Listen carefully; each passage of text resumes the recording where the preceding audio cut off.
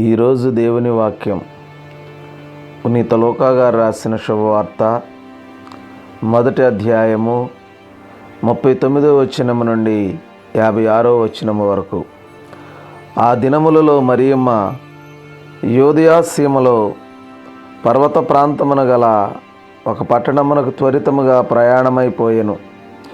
ఆమె జకరియా ఇంటిలో ప్రవేశించి ఎలిజబెత్తెమ్మకు వందనవచనములు పలికెను. ఆ శుభవచనములు ఎలిజబెత్తెమ్మ చెవిని పడగానే ఆమె గర్భమందల శిశువు గంతులు వేసెను. ఆమె పవిత్రాత్మచే పరిపూర్ణురాలాయెను.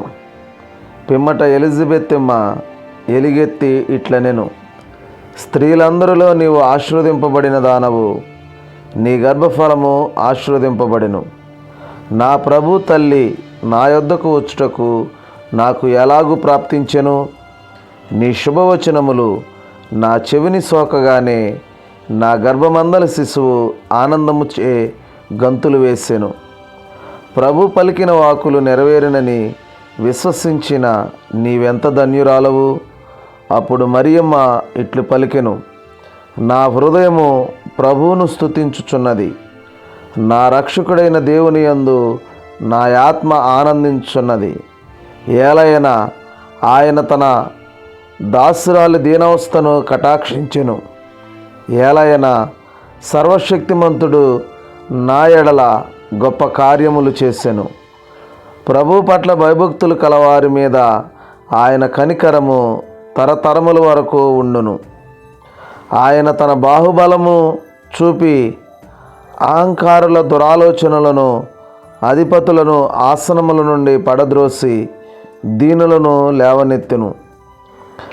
ఆకలిగొనిన వారికి సంతృప్తిపరచి ధనవంతులను ఒట్టి చేతులతో పంపివేసెను. మన పితామహులు అబ్రహామునకు అతని సంతతి వారికి తరతరముల వరకు తన కనికరమును బట్టి తన సేవకుడు ఇశ్రాయేలునకు సహాయము చేసెను.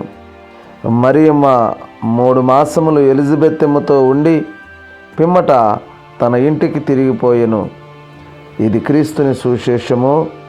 క్రీస్తువా మీకు స్తుతి కలుగునుగాక. క్రీస్తునాథుని యందు ప్రియ సహోదరి సహోదరులారా, ఈరోజు 2 గొప్ప పండుగలను కొనియాడుతూ ఉన్నాం. మొట్టమొదటిది స్వాతంత్ర దినోత్సవం. 2వ పండుగ మరియ తల్లి ఆత్మ శరీరములతో మోక్షమునకు ఎత్తబడినటువంటి మోక్షారోహణ పండుగను కొనియాడుతూ ఉన్నాం. ఈరోజు స్వాతంత్ర దినోత్సవ సందర్భముగా యావేలు గ్రంథము 2వ అధ్యాయము 21వ వచనాన్ని మనం ధ్యానించుకున్నట్లయితే, దేశమా భయపడక సంతోషించి గంతులు వేయుము, యెహోవా గొప్ప కార్యములు చేసెను. సర్వసృష్టికర్త పాలకుడైన మా దేవా, ఈరోజు నిన్ను ఆరాధించుటకు మరియు భారతదేశమును కనికరించి భూలోక రాజ్యములలో దీనిని ఒక స్వతంత్ర రాజ్యముగా ఉంచి కాపాడినందులకు నీకు కృతజ్ఞతలు.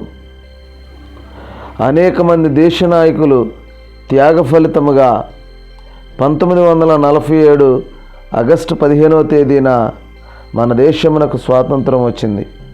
ఈ రోజును జ్ఞాపకం చేసుకుంటూ ప్రభు మనకు ఇచ్చిన ఆత్మీయ స్వాతంత్రమును, శాంతి సంతోష సమాధానములకు దేవాది దేవునికి కృతజ్ఞతలు తెలుపుచు ఆ దేవాది దేవునిని మహిమపరచుదాం. దేవుడి కొద్ది మాటలు బహుగా దీవించునుగాక. ఆమెన్.